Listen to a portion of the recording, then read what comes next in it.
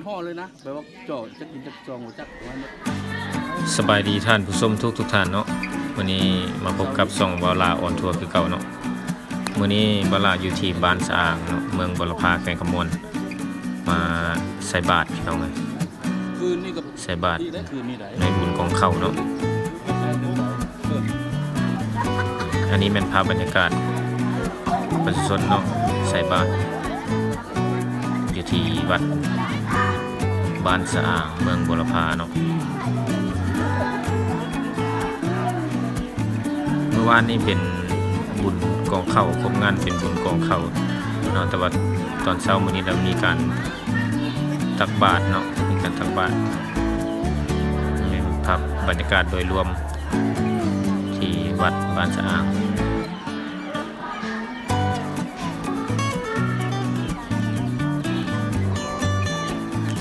วัดแห่งนี้มียาคูอยู่องค์หนึ่งเนาะเพราะว่า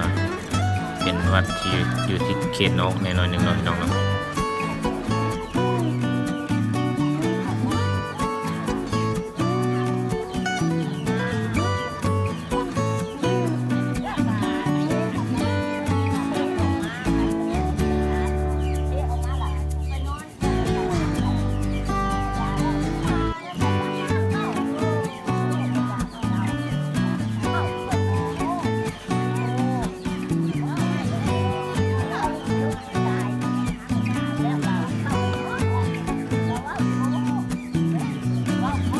เดี๋ยวจังหน่อยบาลาสิเก็บภาพบรรยากาศโดยรวมเนาะในบรรยากาศในการโอนบาตรครั้งนี้มาให้ท่านผู้ชมได้เบิ่งเนาะพี่น้องเนาะแล้วก็บริเวณอ้อมหอบภายในวัดเนาะเดี๋ยวไปชมกันเลยเนาะ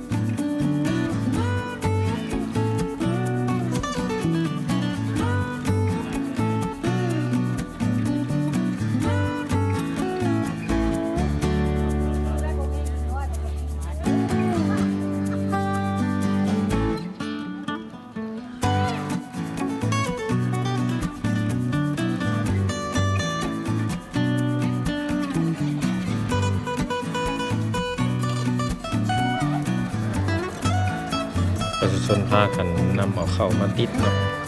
ติดตามต้นไม้ติดตามปลายไม้ต่างๆติดตามนี่แม่นทาสเนาะพระธาตุประตูเนาะที่ว่าได้ลบลงไปในป่าสงครามมันเนาะเหลือเพียงกองดิน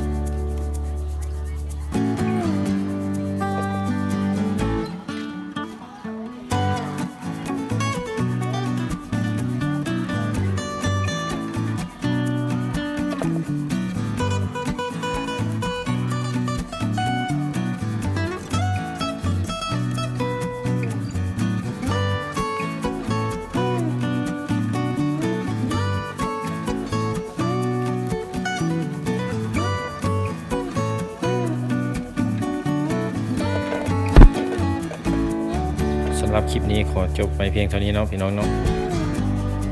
ขอขอบใจ